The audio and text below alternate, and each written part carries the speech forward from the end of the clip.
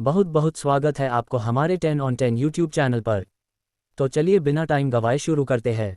Q1 Which two major infrastructure projects in Bihar were approved by the Union Cabinet in September 2025 totaling 7,616 crore rupees?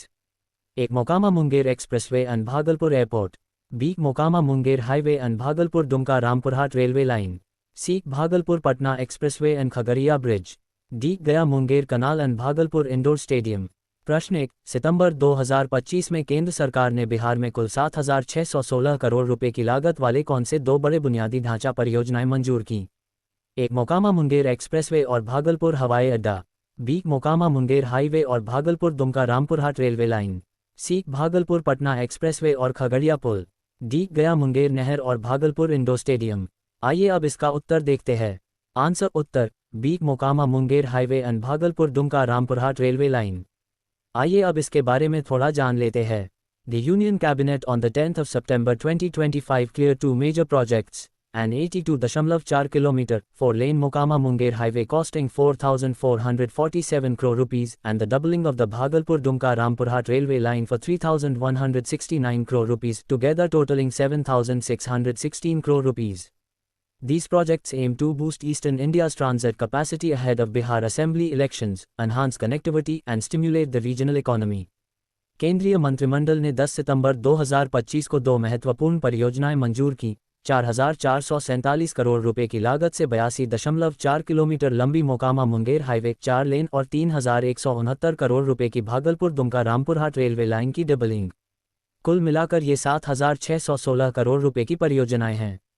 विधानसभा चुनावों से पहले पूर्वी भारत में सड़क एवं रेल कनेक्टिविटी में सुधार, आर्थिक गतिविधि में वृद्धि और क्षेत्रीय विकास को बढ़ावा देने का उद्देश्य है। Q2 Which MoU was signed between India and Sri Lanka on the 9th of September 2025 to enhance emergency healthcare infrastructure? A. Establishing a medical college in Colombo. B. Setting up an A&E unit in Mannar. C. Launching telemedicine network in Jaffna. D. Collaborating on mobile health vans. प्रश्न 2 ratio 9 सितंबर 2025 को भारत और श्रीलंका के बीच किस MOU पर हस्ताक्षर हुए जिसका उद्देश्य आपात स्वास्थ्य ढांचों को सुदृढ़ करना था? ए. कोलंबो में मेडिकल कॉलेज स्थापित करना। बी. मानार में एक accident and emergency A&E unit स्थापित करना। सी. याराना में टेलीमेडिसिन नेटवर्क की शुरुआत। डी. मोबाइल हेल्थ वैन पर सहयोग। आइए अब इसका उत्तर देखते हैं। आंसर उत्तर B. Setting up an A&E unit in Mannar, Mannar में एक A&E यूनिट स्थापित करना। आइए अब इसके बारे में थोड़ा जान लेते हैं। On the 9th of September 2025, India and Sri Lanka signed an MoU for constructing a two-story accident or emergency A&E unit at the District General Hospital in Mannar, Sri Lanka.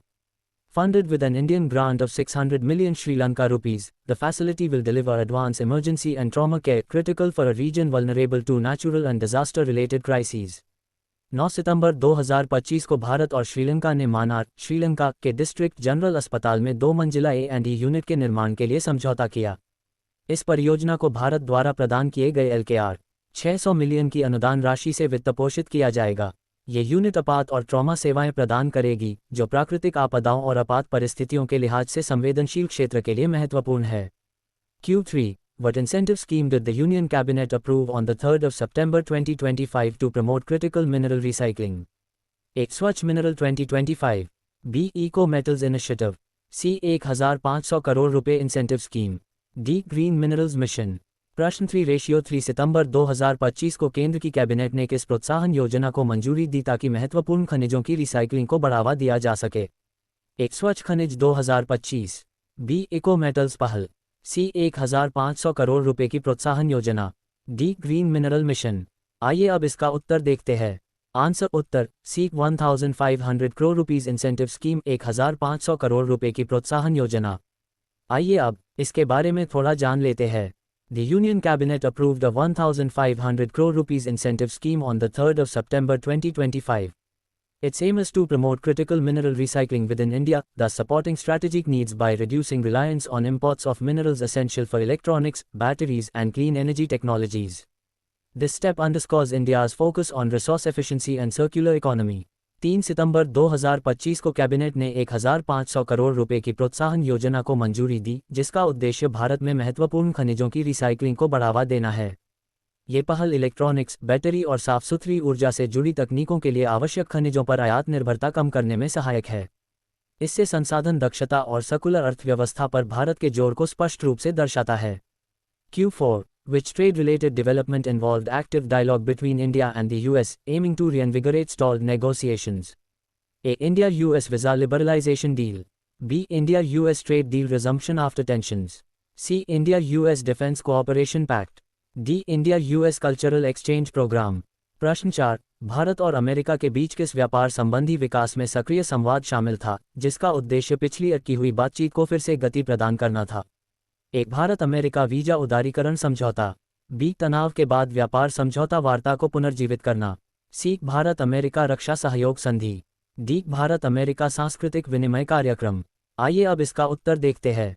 Answer उत्तर B, India US trade deal resumption after tensions. आइए अब इसके बारे में थोड़ा जान लेते हैं।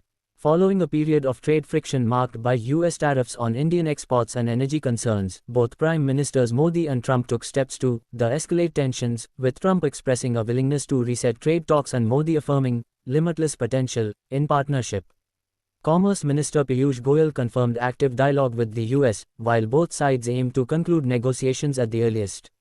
उच्च शुल्क और ऊर्जा जरूरतों को लेकर बड़े तनाव के बाद प्रधानमंत्री मोदी और ट्रंप ने तनाव कम करने के संकेत दिए। ट्रंप ने व्यापार वार्ताओं को फिर से शुरू करने की इच्छा जताई और मोदी ने साझेदारी को अनंत संभावनाओं वाला बताया। वाणिज्य मंत्री पीयूष गोयल ने अमेरिका के साथ सक्रिय संवाद की पुष्टि की और दोनों पक्ष जल्द वार्ता समाप्त करते हुए समझौते पर पहुंचने का लक्ष्य साझा किया। Q5, which educational policy initiative was launched on the 10th of September 2025 to support tribal art forms and digital learning for tribal students? एक, डिजिटल आदि संस्कृति जोड़ NSTFDC कोल इंडिया माओ। B, tribal tech portal. C, Eklavya digital platform. D, tribal learning challenge. प्रश्न 5:10 सितंबर 2025 को किस शैक्षिकी नीति पहल की शुरुआत की गई थी, जो आदिवासी कला रूपों और आदिवासी छात्रों के लिए डिजिटल शिक्षण को समर्थन देती है? एक, डिजिटल आदि संस्कृति जोड़ NSTFDC coal India MOU। B, tribal tech portal. C, Eklavya digital platform. D, tribal learning challenge. आइए अब इसका उत्तर देखते हैं। आंसर उत्तर डिजिटल आदि संस्कृति जोड़ NSTFDC कोल इंडिया माओ। डिजिटल आदि संस्कृति जोड़ NSTFDC कोल इंडिया MOU। आइए अब इसके बारे में थोड़ा जान लेते हैं। On the 10th of September 2025, the Ministry of Tribal Affairs launched the beta version of Adi Sanskriti, a digital learning platform dedicated to tribal art forms and cultural heritage. Simultaneously, an MOU was signed between NSTFDC, National Scheduled Tribes Finance and Development Corporation, and Coal India to empower 30,000 tribal students through digital learning, mentorship, and infrastructure in EMRS, Eklavya Model Residential Schools. This initiative aligns with broader goals of digital inclusion and tribal empowerment. 10 सितंबर 2025 को आदिवासी मामलों के मंत्रालय ने आदि संस्कृति नामक digital learning platform का beta संस्करण लॉन्च किया, जिसका उद्देश्य आदिवासी कला रूपों और सांस्कृतिक विरासत का संवर्धन है। साथ ही NSTFDC और कोल इंडिया के बीच एक MOU पर हस्ताक्षर किए गए, जिसके तहत EMRS Eklavya model residential school में लगभग 30,000 आदिवासी छात्रों को डिजिटल लर्निंग, मेंटरशिप और बुनियादी ढांचे के माध्यम से सशक्त बनाए जाने की पहल शामिल है। ये पहल डिजिटल समावेश और आदिवासी सशक्तिकरण की सरकारी नीति के अनुरूप है। आज के लिए बस इतना ही, मिलते हैं कल एक नई वीडियो के साथ। ऐसे ही हम ज़्यादा नहीं, बस 5 जीके सीखेंगे रोज रोज। हमारे साथ साथ आप भी आगे बढ़ना चाहते हैं तो हमारा चैनल सब्सक्राइब करके हमसे जुड़िए। आप कोई भी परीक्षा की तैयारी करते हो, यह आपके लिए बहुत फ़ायदेमंद हो सकता है, क्योंकि एक ही दिन में तो आप सारा जीके पढ़ नहीं सकते। तो धीरे धीरे हम आगे बढ़ते जाएंगे, पर आगे बढ़ेंगे ज़रूर। हमारा टेलीग्राम चैनल ज्वाइन करना मत भूलना, वहाँ आपको सारे नोट्स के PDF मिलेंगे।